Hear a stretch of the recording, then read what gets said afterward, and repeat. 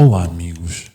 Em primeiro lugar, quero-vos agradecer por terem acompanhado fervorosamente e partilhado o nosso primeiro episódio. Estou bastante grato. Neste segundo episódio, começamos a dar a palavra aos testemunhos reais na vida de José Tomás de Sousa Martins, baseado em fatos reais e depois de uma sinopse, do qual retirei alguns momentos mais marcantes de um vasto leque de memórias e palavras em honra do grande homem. Hoje aqui teremos o testemunho do grande amigo, o Dr. Manuel Bento de Sousa.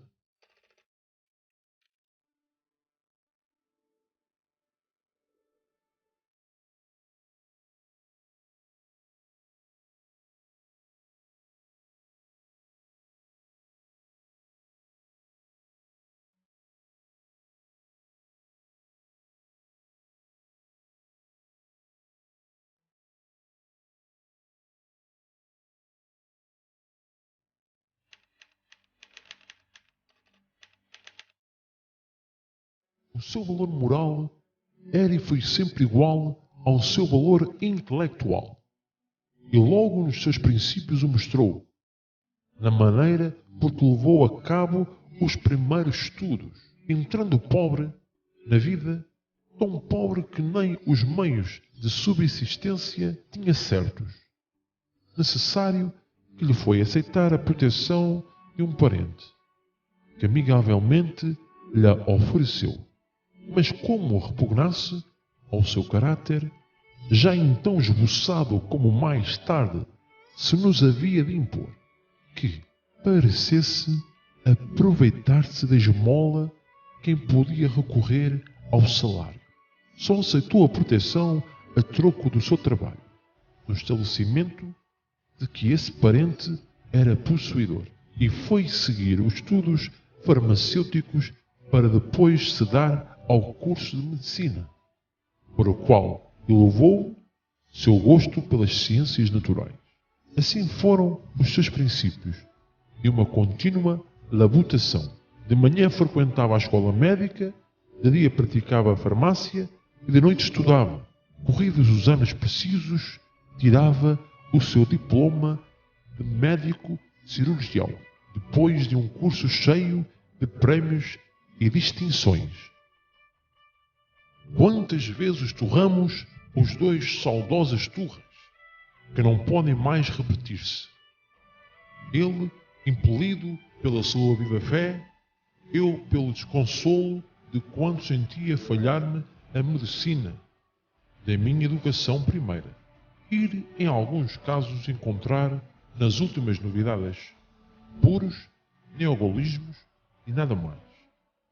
Duravam pouco esses desacordos, que sempre acabavam por uma composição em que cada um de nós se desdizia de que fosse excesso de provar. Alguma rara vez, porque não hei de confessá-lo, me exagerei eu, só pelo prazer de ouvi-lo, o que em breve lhe dava a conhecer, largando-lhe um latinório que tinha a propriedade de espicaçar. Em médio consiste virtus. Uma noite, sendo nós os dois da Comissão da Subscrição Internacional para o Monumento de Pasteur, tomamos o caminho das nossas casas.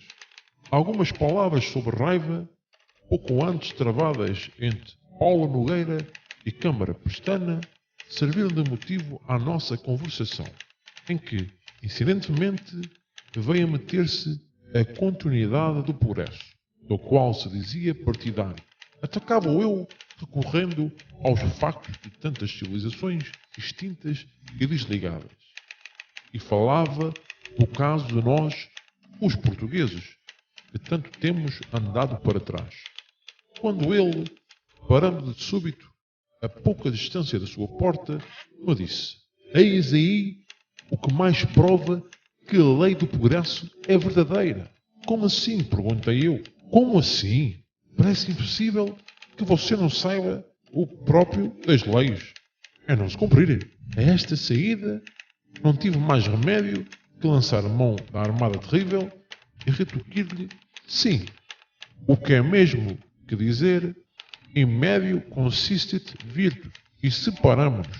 No dia seguinte, passando por mim de carruagem, mandou parar. Debruçou-se do postigo e disse-me: olhe lá, se você pensa que me rendia com o latim da sua contata, está enganado. A virtus nunca está no meio, está no fim. Pode estar no princípio, talvez mesmo esteja ao lado. Agora, ela nunca está no meio. E fixe com esta. E voltando-se para o cocheiro, gritou-lhe: segue. Terminarei desfazendo mais outra lenda. Diz-se que Sousa Martins era um autoritário que nunca se desdizia, ainda que viesse a reconhecer que fosse errado o seu parecer. Ninguém melhor do que eu pode jurar a falsidade de tal suspeita. Nunca encontrei quem mais dócil e propantemente cedesse à razão do seu contrário. Quando entrei para o professorado, acabava ele o seu júri do ato da sua tese. Era a defesa de uma tese, um ato para sempre memorável na vida de um médico, sobretudo se for estudante de boa reputação. Está-se a ver como Sousa Martins se apresentaria nesse ato. Ele talentoso, eloquente, sabedor. E é também de supor que o professor mais novo, recém-chegado e o último a argumentar, quisesse mostrar aos seus companheiros que era capaz de entrar na luta, que tão rijamente vinha travada. Não sendo um caso raro o ficar algum estudante para sempre inimizado, como o arguente, que ele julgasse ferrenho demais na oposição de Sousa Martins, fosse tão orgulhoso de si e tão cioso das suas opiniões como alguma vez o pintaram. Nada o atraía para quem tanto combatera. Durante os 30 anos consecutivos, acompanhamos-nos com frequência no ensino e na clínica. Trabalhamos em comum muitas vezes e sentimos de opiniões muitas outras. Nunca sacrificamos um ao outro o nosso modo de pensar, como nunca nenhum de nós foi remisso em ceder à razão demonstrada. E nunca percebi nele a menor sombra de desrespeito, nem ainda um vislumbre de que o ceder lhe custasse quando a razão o mandava retratar-se. Esse homem, imponente dos seus méritos, tinha sempre o cérebro tão franco para a verdade, como tinha o coração para todo o sentimento grato, como tinha o que ele menos poderia esperar quem de perto o conhecesse, uma delicada modestia, biocos à parte. Quando voltou de Veneza e os médicos de Lisboa lhe deram uma festa em sinal do seu muito apreço, a todos abalou a maneira como se enterneceu e mostrou de si julgava não ser homem para tanto apreço. Ainda bem que lhe demos essa festa, que foi a última e a maior alegria da sua vida.